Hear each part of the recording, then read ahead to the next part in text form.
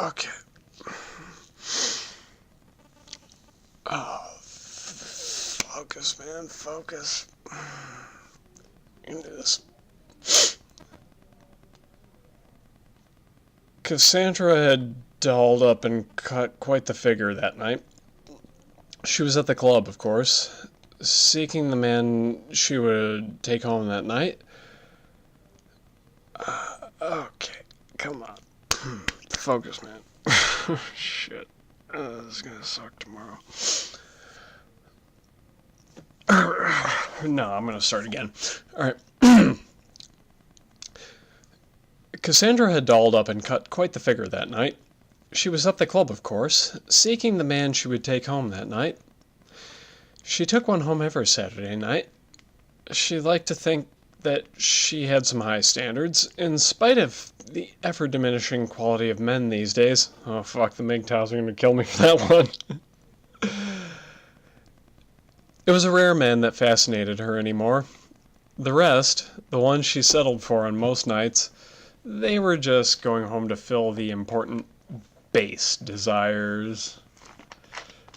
Alright, yeah, if you watched last week, you know what the base desires are.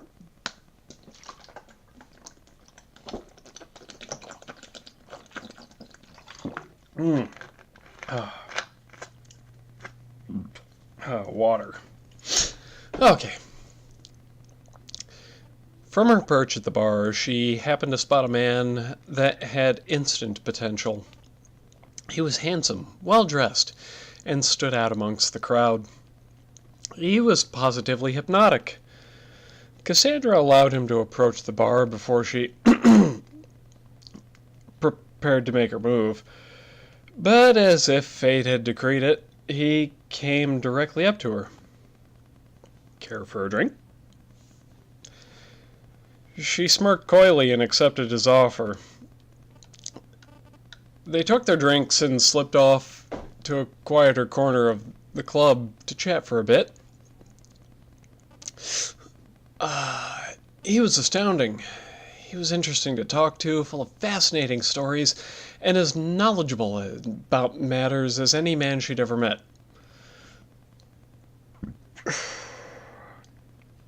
I swear I didn't vomit. I swear I didn't vomit. It was a pity that this would be a one-night thing. She felt she could almost stand to keep him around. After some time, she decided to lay down one of her tried-and-true lines on him.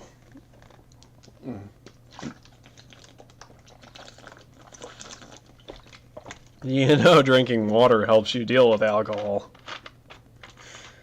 That wasn't the line from the story. That was actually me right now. Oh, Jesus. Okay. Tried and true lines. So I have a little confession to make. Though I don't think you'll believe me. Try me. I'm a vampire. The man was unfazed. He simply replied, I believe you. I believe you. I believe you. Cassandra was taken aback. Most of the time she dropped this bombshell, men just laughed it off. She tried again. I really mean it. I'm a vampire. I've walked the earth for 300 years. I drink blood. I believe you. Cassandra was dumbfounded. Really? Really? Really?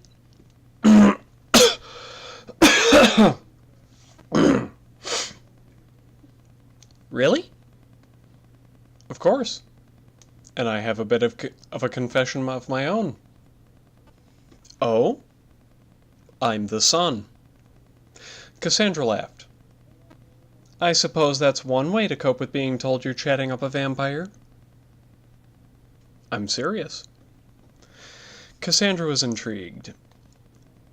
This was definitely a different sort. In all my 300 years, I have never, ever heard anyone claim to be the sun. In all your 300 years, this is the first time you ever met the sun.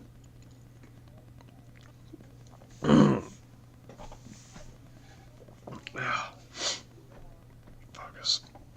Focus. You've got to be giving me some sort of double meaning here. You mean son, like son of God, right?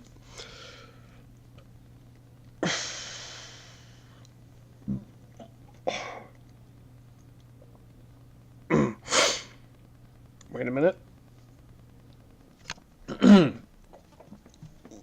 And you mean son, like son of God, right? No. I am the sun, the star you see in the sky every day. There's no way you're the sun. It's an enormous ball of burning gas in the sky. I'm aware of what the sun is. All the same, I am the sun. Cassandra couldn't tell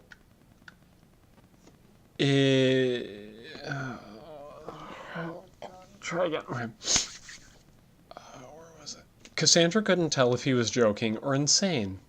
She decided to change the topic substantially. I like this song. Let's go dance on the sun. The two danced the night away. By closing time, Cassandra proposed they head back to her apartment. The man agreed. And as it was within walking distance, they laughed and chatted away the whole time. Fuck you, 2 a.m. Okay.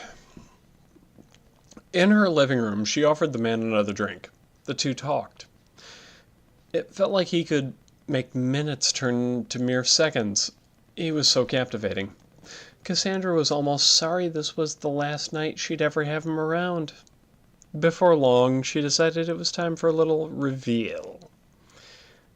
Do you remember earlier tonight I told you I was a vampire? Yes.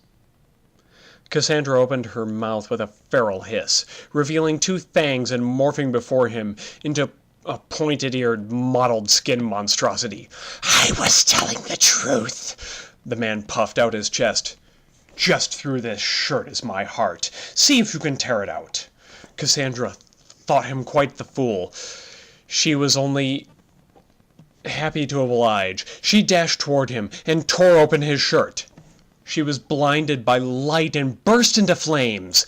She let out a scream that rattled the entire building. She couldn't understand. She looked back up to him.